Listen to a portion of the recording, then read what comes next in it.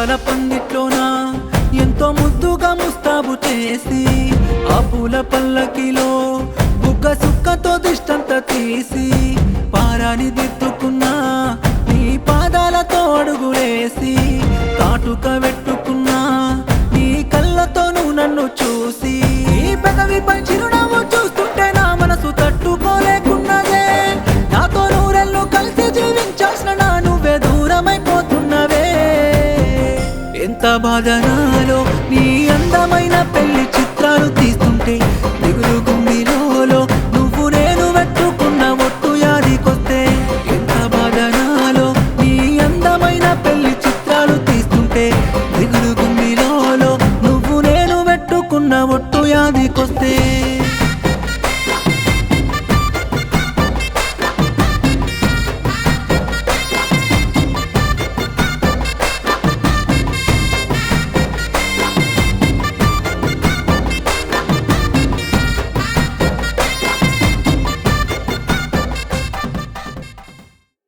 ఆద్య అంటే నాకు ప్రాణం. తనను వదిలి నేను ఉండలేను. అలాగని మిమ్మల్ని విడగొట్టాలన్న ఆలోచన నాకు లేదు. నా కూతుర్నిచ్చి నీకు పెళ్లి చేస్తా.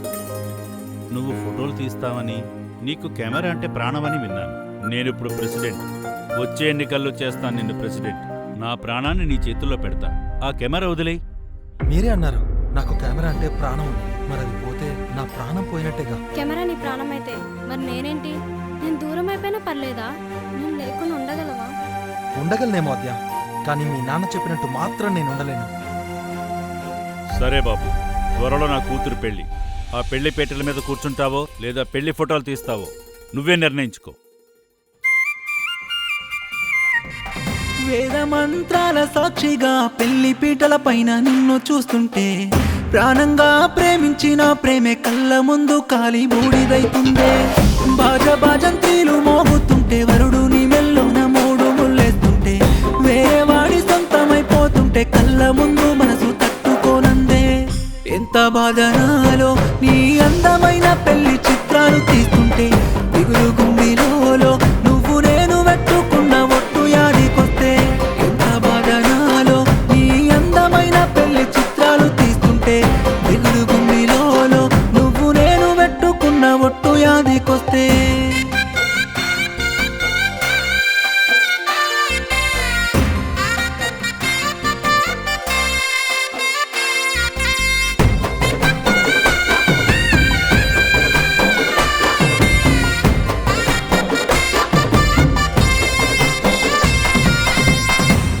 గోరింకలాగా మనము మనసు ఇచ్చి ప్రేమించుకున్నామే.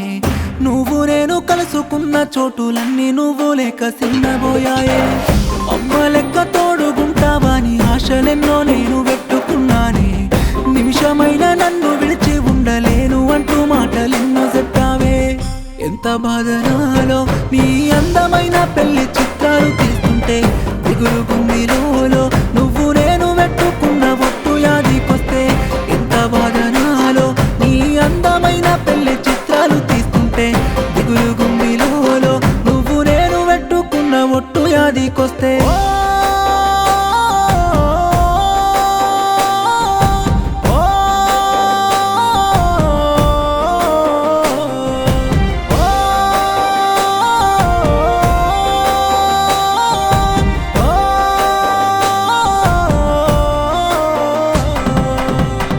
ఆస్తిపాతి నాకు లేకపోయినా అందాల యువరాణిలా చూసుకున్నా.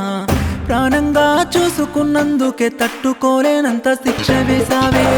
చుట్టుముట్టు ఉన్న అతిథులు నిన్ను దీవిస్తూ అక్షింతలేస్తుంటే గుండెలోన ఉప్పొంగిన బాధే కన్నీరై నేడు నేల జారిందే. ప్రాణమైన నిన్ను నే చేరుకోవాలని ఆశగా ఉన్నా. నిన్ను పొందలేని ఈ జన్మ ఇంకా నాకు ఎందుకంటున్నా. ప్రాణమైన నిన్ను నే చేరుకోవాలని ఆశగా ఉన్నా. నిన్ను పొందలేని ఈ జన్మ ఇంకా నాకు ఎందుకంటున్నా.